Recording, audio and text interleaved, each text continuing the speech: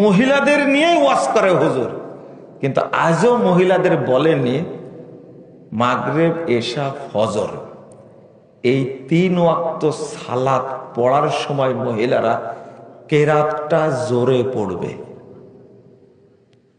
শুনেছেন আপনারা কোনোদিন? আপনার ওয়াইফের কাছে শুনেছেন? কেন শুনেন? শুনে লাভটা কি হলো? আপনার ওয়াইফ কি কোনোদিন মাগরিবের সালাত জোরে পড়েছে? ওই যে একজন হাত তুলেছে, মাশাআল্লাহ। এশার সালাত, ফজর সালাত তেলাওয়াত জোরেই করা লাগবে, জোরেই পড়তে হবে, জোরেই পড়তে হবে। কোন হুজুর ফতোয়া দেয় দেখি আপনার এলাকায় কার সাহস আছে? কারণ এই 3টা সালাত জোরে পড়তে হবে, অন্তত নিজে শুনতে পাবে এতটুকু জোরে পড়তে হবে। পরপুরুষকে শোনানোর দরকার আছে? আপনাকে শোনায়নি কেন? লজ্জা করে, তাই না? যখন আপনাকে ধোয়া শুরু করে তখন কি করে বুঝেননি কথা? যখন আপনাকে ঝাড়া শুরু করে তখন গ্রামের মানুষ সবাই শুনতে পায় শুরু হয়েছে। কখন শেষ হবে এলাকার মানুষ জানে না, ঠিক না? তখন লজ্জা লাগে না। কিন্তু সূরা ফাতিহা আল্লাহর কালাম পড়তে স্বামীর কাছে খুব লজ্জা লাগে। তওবা তওবা, খবরদার এই কাজ করবেন না।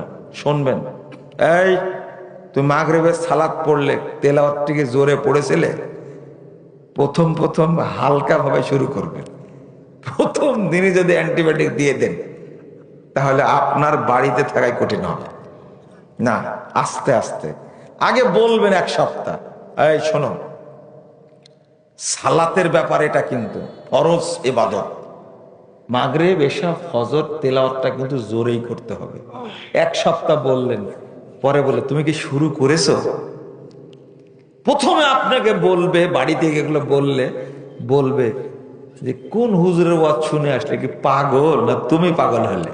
প্রথম বলবে এটা। তুমি কি মস্কারা শুরু করলে নাকি? বুড়িতে বয়সে তুমি কি শুরু করলে? এইগুলো প্রথম বলবে। কিন্তু না, বলুক, কিন্তু কথা এটাই, কি করতে হবে? জোরে পড়তে হবে। যতটুকু পড়লে অন্তত আপনার ওয়াইফ নিজ কানে শুনতে পারবে ততটুকু জোরে পড়তে হবে ইনশাআল্লাহ।